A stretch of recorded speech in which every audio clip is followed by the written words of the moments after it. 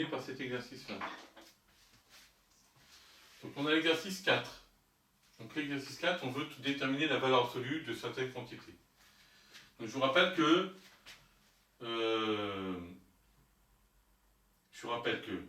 si x est positif, supérieur ou égal à 0, hein, donc positif ou nul, alors la valeur absolue de x, c'est égal à x.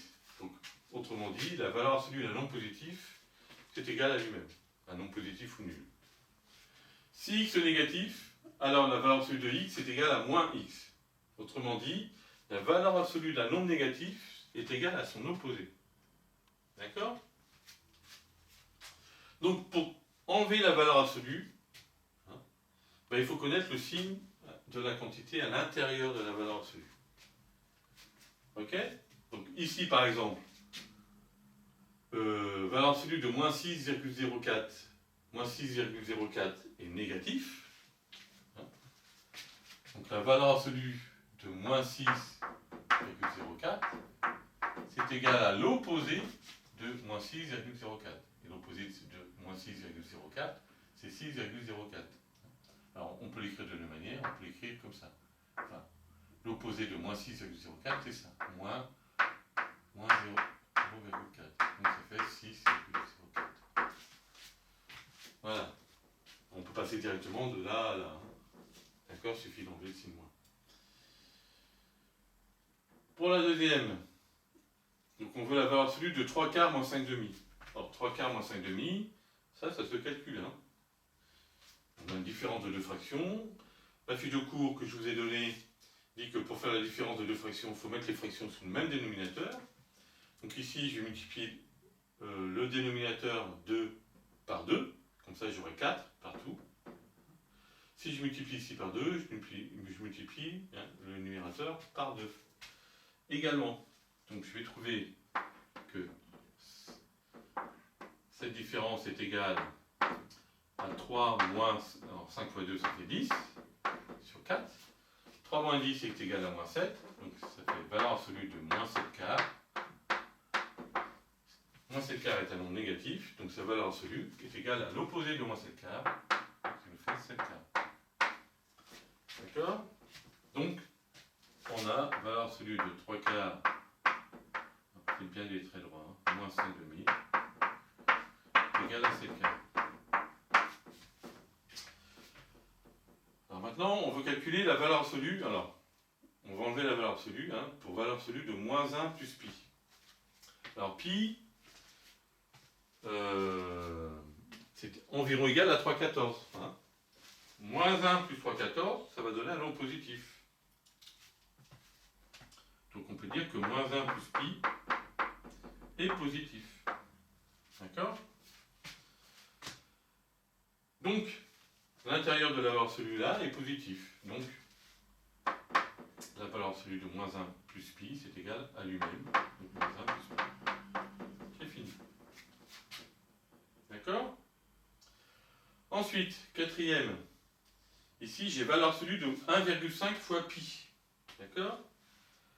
Or, je sais que 1,5, moins 1,5 est négatif. Ça, c'est un nombre négatif. Et je multiplie ce nombre négatif par un nombre positif. D'accord? La règle des signes pour le produit de deux nombres dit que si on effectue le produit d'un nombre négatif par un nombre positif, le résultat sera négatif. D'accord? Donc je sais que moins 1,5 fois pi est négatif. C'est négatif, on peut l'écrire comme ça. D'accord? Donc la valeur absolue de cette quantité, ça va être égal à son opposé. Donc là, je vais trouver plus 1,5 pi. Voilà, tu peux écrire, en fait, moins, entre parenthèses, moins 1,5 pi. Voilà, l'opposé de moins 1,5 pi. Et donc, je trouve 1,5 pi. Alors, le plus, c'est pas obligatoire. Voilà pour le 4. Ensuite, ici, je veux calculer 20 moins 10 pi. Alors, pi est à peu près égal à 3,14. Hein. Donc 10 fois pi, ça va faire à peu près 31,4. Moins 10 fois pi, ça va faire moins 31,4. Donc 20 moins 31,4, ça va être un nombre, ça va donner un nombre négatif.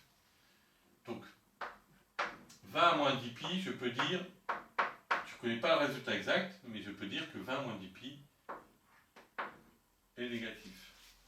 D'accord? C'est négatif. Donc j'ai 20 moins 10 pi qui est négatif. Donc je peux dire que la valeur absolue de 20 moins 10 pi, c'est égal à l'opposé de 20 moins 10 pi. Donc ça fait moins, entre parenthèses, 20 moins 10 pi. D'accord? Donc je peux dire que la valeur absolue de 20 moins 10 pi est égale à moins 20 plus 10 pi. Alors souvent on va l'écrire 10 pi moins 20. D'accord? Voilà. Donc voilà le résultat. Bien. Alors, il y a une façon plus rigoureuse de montrer que 20 moins 10 pi est strictement négatif. On verra ça plus tard quand on fera les inéquations. Hein? Pareil, pour ici, il y a une façon plus rigoureuse de montrer que moins 1 plus pi est positif, strictement. Ça, on le verra plus tard, hein, la façon rigoureuse de le démontrer. Pour l'instant, on approxime pi à 3,1 ou 3,14, ou même à 3. Parfois, ça suffit. Pour trouver le signe de l'intérieur de la valeur absolue. Alors, on va terminer donc par l'exercice 4. Donc l'exercice 4 repose sur cette partie du cours. La distance entre deux nombres est égale à la valeur absolue de leur différence.